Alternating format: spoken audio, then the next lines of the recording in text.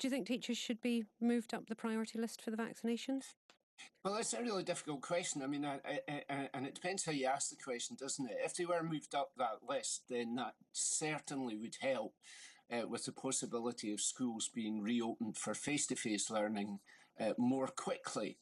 But as long as we have limited supplies of the vaccine, it's very difficult to argue that we shouldn't prioritise those vulnerable groups, particularly the elderly, who are at most risk of the most serious consequences if they do become infected. And so I think when the vaccine becomes more generally available, I would hope that school staff and early years staff, nursery staff, could be vaccinated as quickly as possible, because I think we all want to see our schools open again as soon as possible. Ian Gray, Scottish Labour's education spokesperson, thank you very much indeed for your time this morning. Do you support the First Minister's ambition to keep the schools open as much as possible? Obviously, this is being reviewed in the middle of the month.